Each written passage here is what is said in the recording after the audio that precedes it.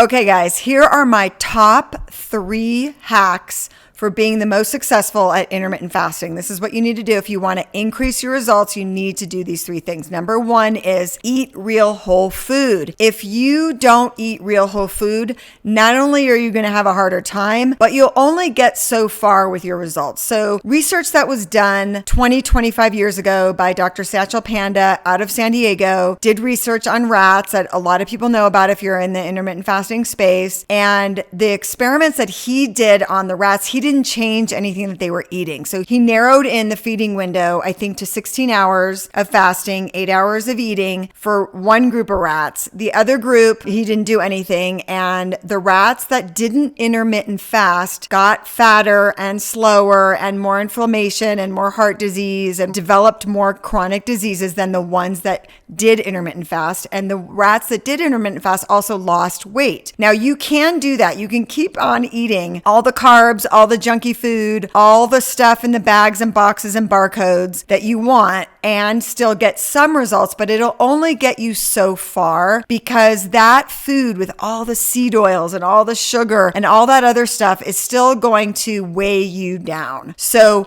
change what you're eating. I always recommend real whole food. So real whole food looks like fruits, vegetables, whole grains, more like food that your great-great-grandparents would recognize, less bags, boxes, and barcodes. Okay, tip number 2 is lower your carb and sugar content. You will make your life a lot easier, especially if you're a newbie. Whether you're a newbie or you're, a veteran intermittent faster, lowering your carb and sugar intake is going to be really, really important because it's not going to allow you to have those large spikes and drops of your blood sugar. When your blood sugar drops, that's when you sort of feel that need for energy and you're reaching for the sweets and the carby food in the afternoon. So lowering your carb and sugar, especially in the beginning, is going to be really key to your success just because you won't be having those peaks and valleys of, high energy from that sugar rush and then the low in the afternoon, especially. And it doesn't matter what time of day, you want to really lower your carb intake. I would say to about 50 to 100, depending on what your health goals and your weight goals are, 50 to 100 grams per day. Sugar intake should be almost 0. There was no reason for you to have in your everyday life any kind of added sugar. So what you're going to do now to really increase your success, if you're not doing this already, is label read your sauces, your salad dressings, anything that you're ordering like a matcha or a coffee. Make sure it's unsweetened almond milk, unsweetened soy milk, unsweetened coconut milk, anything that you're adding. All of those things really add up. And yes, I'm sorry, but in the beginning, fruit is going to be kind of out. So if this is you, if you're a new person to intermittent fasting, you want to really lower your fruit count, especially as a snack, because that also is going to spike your blood sugar. So I'm not saying, I have nothing against fruit. I'm not saying you should throw out fruit completely, but the really high sugar fruits like bananas, grapes, pineapple, those have a time and place, and fruit definitely is healthy. I'm not railing against fruit, but when you're starting intermittent fasting, or if you're way into it and you're having a weight loss plateau or you're not really feeling your best still after a few weeks, try cutting out fruit completely and make sure that your carb content is 50 to 100 grams, no more. Okay, so tip number 3 for increasing your results for intermittent fasting is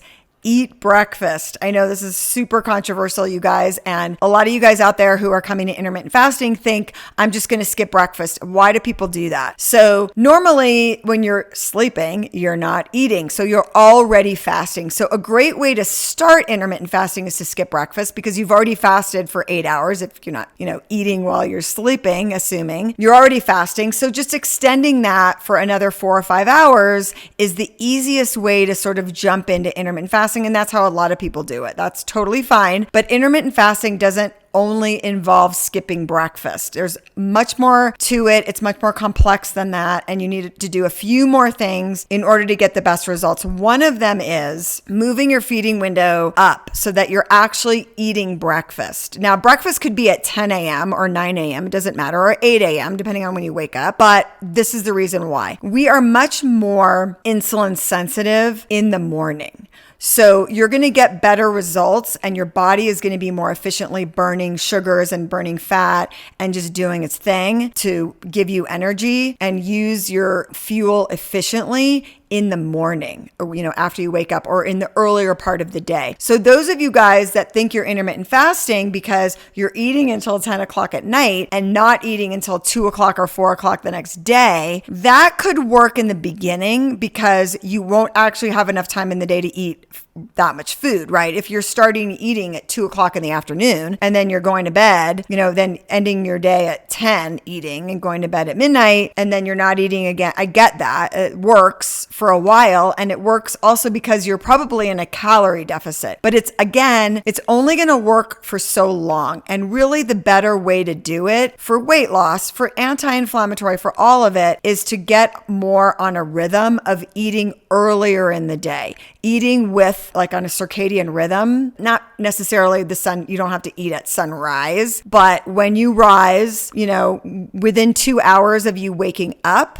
that's when you want to eat your first meal of the day, and then finish by, 5, 6 o'clock. Now, I know that's really hard, and that's why people in this intermittent fasting space don't recommend that people do that in the beginning, because not that many people would do it, because dinner is really the social hour. It's the social meal. So it's harder to do that. But depending on how, much of a burning desire you have to achieve any health goal that you're looking for. Like for me, I was struggling with an autoimmune condition, and I would have done anything not to go on all those strong medications. So I was highly motivated. I made it a priority and I put myself first. So I started not really skipping dinner, but eating earlier in the day. And that way getting my feeding window in closer to that 10 to 5 kind of thing. And that way I got much better results. So if you're in the beginning, you can certainly, again, skip breakfast.